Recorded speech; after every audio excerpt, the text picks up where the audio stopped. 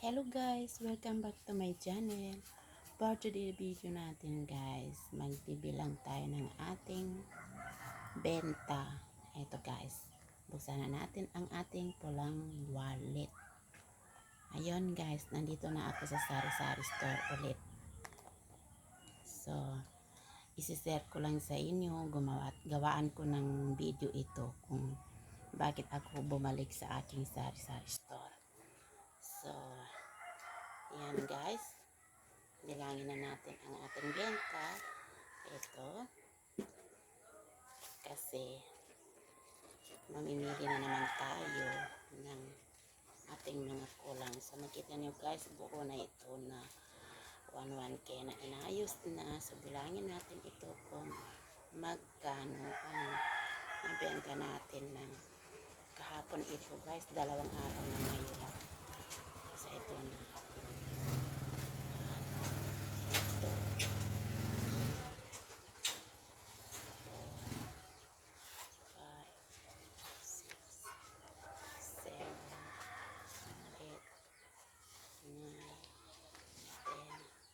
Ito guys, hindi ko masyado malakasan ang aking boses kasi nga maririnig ako dito sa labas na dito, walang nagbablogger dito guys, ako lang. So ayoko na maisip nila na mayabang ako.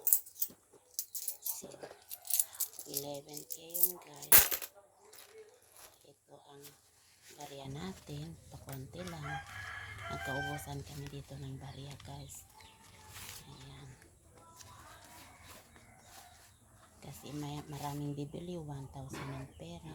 Ang bilihin, 100 plus. So ayan guys, nandito ang ating barya na coins na 5, 10, 20 pesos. Yan, nakasiparet dito guys. Yan.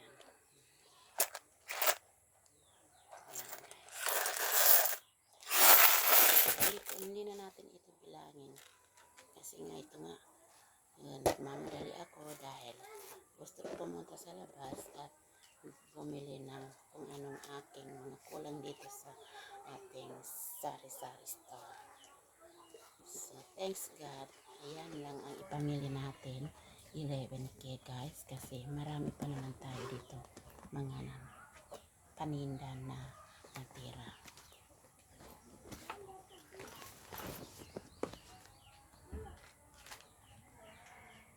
So, ito naman guys yung ating papiso-piso. Ayan guys. Ayan. Kita niyo guys. Yan ang ating piso-piso. Napuno na ang ating arinola. Sobra na akong 1 month dito guys sa Dama Black Talayan. Umuwi na ako dito. Nag-stop na ako mag-ukay-ukay. Kasi super pagod at hindi kami magkasundo ng asawa ko doon. Dahil ayaw nang bitawan niya yung 3 hektarya na lupa namin na taniman ng palay. So kaya nakauwi kami dito guys kasi nga nagpa-farmer ang asawa ko.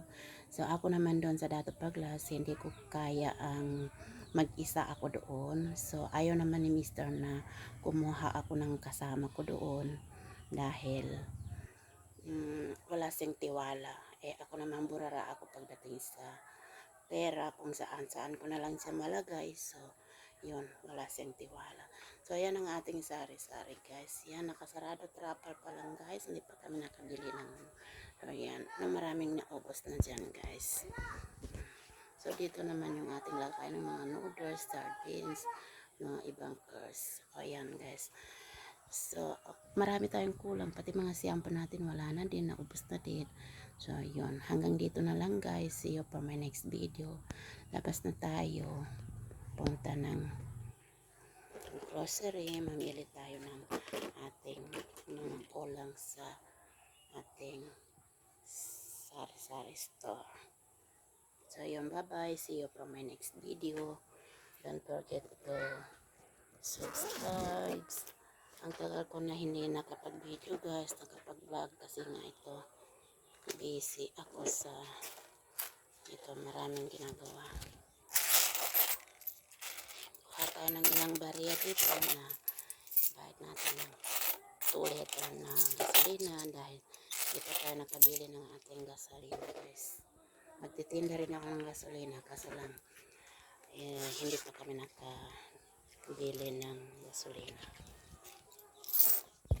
Ayan, magpaan tayo ng barya para sa 2 liter ng ating gasolina.